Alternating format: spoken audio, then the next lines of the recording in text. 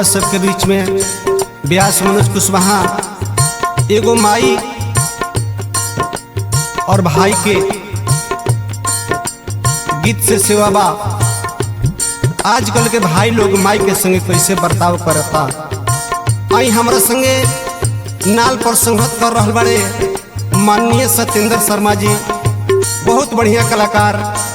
तबला पर गौतम भाई जी, बेंजू पर हमारा असगर जी, झाल पर सोनू भाई, किलाट पर फिरोज भाई बलिया जिला, पेज पर धर्मेंद्र जी। भैया वो जुग आ गइल बा कि माई के खांसी के सिर्फ नहीं खे किनार, लेकिन मेहरी जवन कहती है ओकरा खातिर सब कुछ किना जाता। जुग कैसन आ गइल बा। बबुआ भूल रे गइला साफे पाप माई के, बबुआ भूल रे गइला साफे बाप माई के, पाई के लुगाई के ना। बबुआ भूल रे गइला साफे बाप माई के, पाई के लुगाई के ना।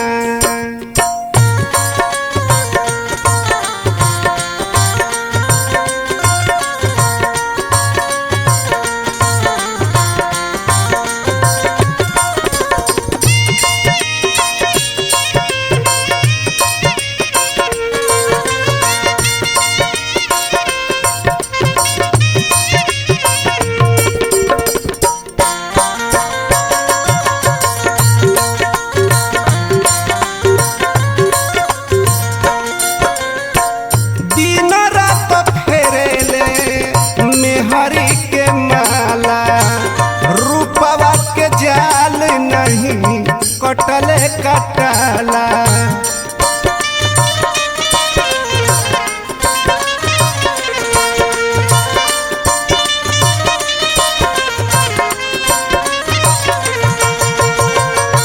माई जे पोसल पालल 9 महीना कोख में लेके ढोवल, आ जो हम माई के ममता भुला के मेहरी के ममता में पागल बाड़े। दिन रात फेरेले मेहरी के माला, रूपवा के जाल नहीं कटले कटाला।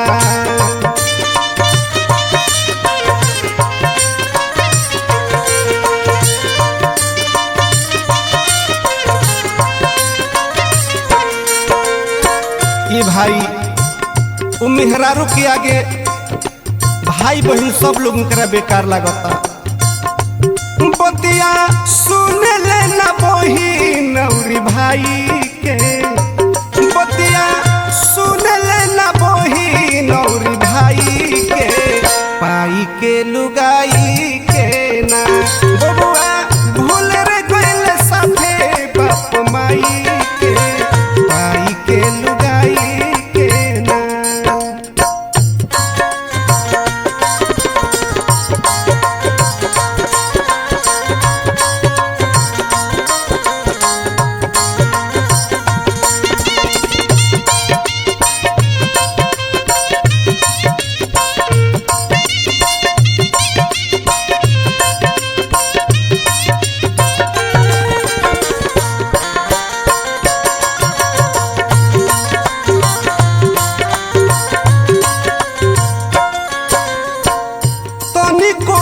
याद कर तू लड़ी खाई के, ममता दुलार प्यार बाबू और माई के।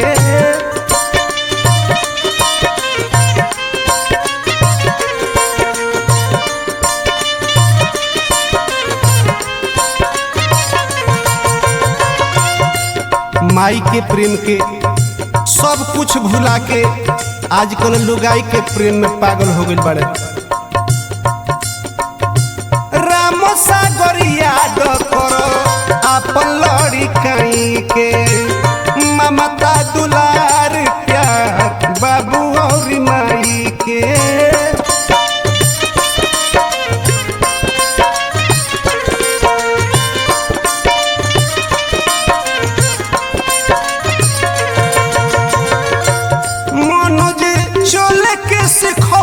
अंगुरी धराई के मन जे चले के सिखौले अंगुरी धराई के पाई के लुगाई के ना बबुआ भूल रे गइल साथे बाप माई